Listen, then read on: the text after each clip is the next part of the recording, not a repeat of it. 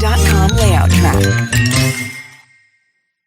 Bonjour à tous et bienvenue sur votre nouveau podcast préféré, les Minutes Maintenance. Je suis Ryan Amdoun et je serai votre co-animateur aujourd'hui. La dernière fois, nous avons essayé de comprendre avec Lauriane pourquoi les fixations de type assemblage fileté, vis et boulons se desserraient. Il se trouve que l'intervention de Lauriane vous a beaucoup plu, donc elle est de nouveau avec moi aujourd'hui. Bonjour Lauriane. Bonjour à tous, bonjour Ryan et merci de me donner encore une fois ce privilège. C'est un plaisir. Je suis ravie de pouvoir encore aider aujourd'hui. Et oui, c'est pour ça que je t'ai invité. Peut-être que tu vas gagner ta place définitive sur le plateau. Qui sait ? Dites-nous dans les commentaires ce que vous en pensez. Lauriane doit-elle faire partie des animateurs à vie, Lauriane, du podcast ? J'espère bien. On va laisser le public voter. Aujourd'hui, je souhaiterais aborder l'optimisation du freinage des vis et des boulons, un peu la suite logique de ce que nous avons vu la dernière fois. Donc on avait compris dans le premier podcast d'où venait le problème du desserrage des assemblages vissés. Et nous allons voir aujourd'hui l'optimisation du freinage. Lauriane, première question. Quels sont les facteurs pour réaliser un bon freinage d'effiletage ? Eh bien Ryan, déjà, c'est un super sujet et c'est très important si on veut toujours viser le zéro défaillance en maintenance. Eh bien en réalité, il suffit pas d'appliquer le bon produit. Le tout est de combiner un bon freinage d'effiletage avec le produit adéquat. Alors Lauriane, je pense que ça va être un podcast, disons, plus théorique que le premier. Alors pour illustrer, est-ce que tu aurais un exemple concret qui démontrerait les risques d'un mauvais freinage d'effiletage dans un boulon ou une vis ? Alors je confirme que ça va être plutôt théorique, mais pour bien illustrer le sujet, concrètement je vais te parler d'un cas qui a eu lieu en 2003 en France. Un petit aéronef, donc un petit avion, a décollé en quelques minutes et après le décollage, on assiste à une baisse de puissance du moteur, donc qui a été constatée par le pilote.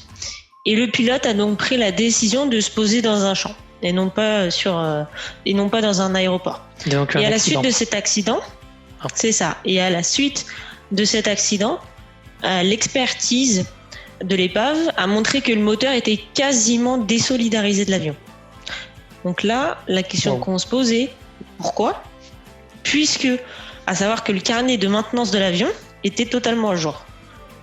Par contre, lors du démontage du bouchon sur le bloc d'injection du carburant, on a constaté que l'écrou de réglage de la vis de commande du débit de carburant n'était pas correctement serré, ni bloqué par un frein filet de type Loctite.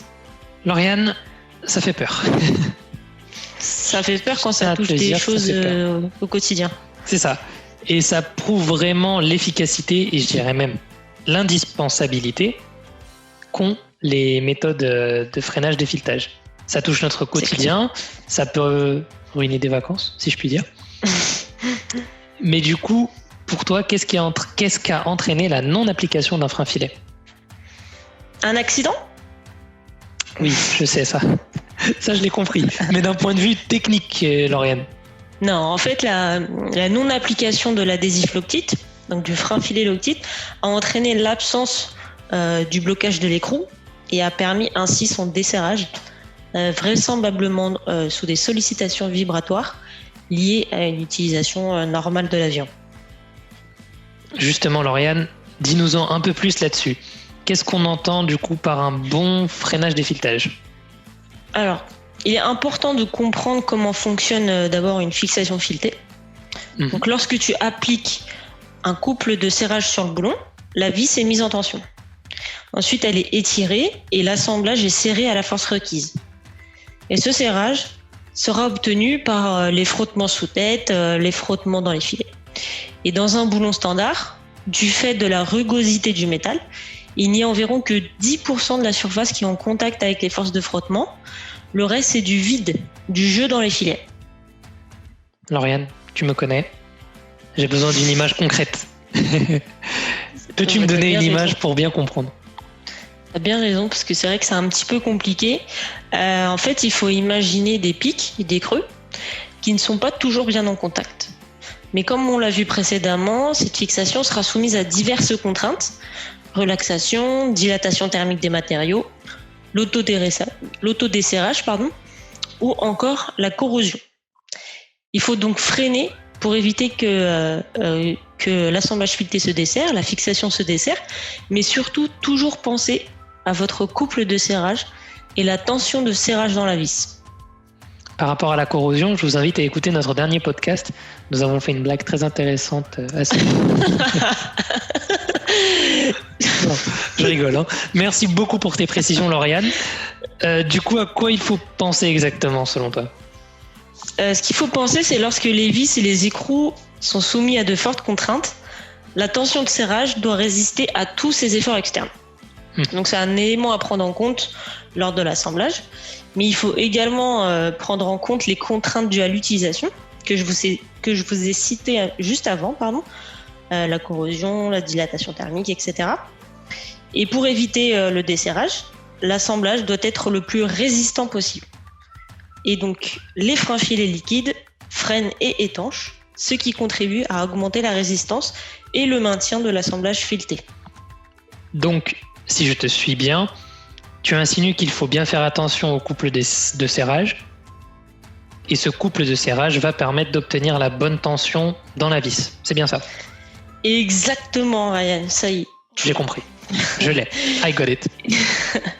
Et pour un freinage optimal, il faut toujours serrer au couple recommandé. Et pour réaliser un assemblage vissé, le couple de serrage doit être optimum afin d'assurer une tension correcte dans l'assemblage. Le tout pour résister dans le domaine élastique des matériaux, créant ainsi un effet ressort. Et par rapport à la tension de serrage ?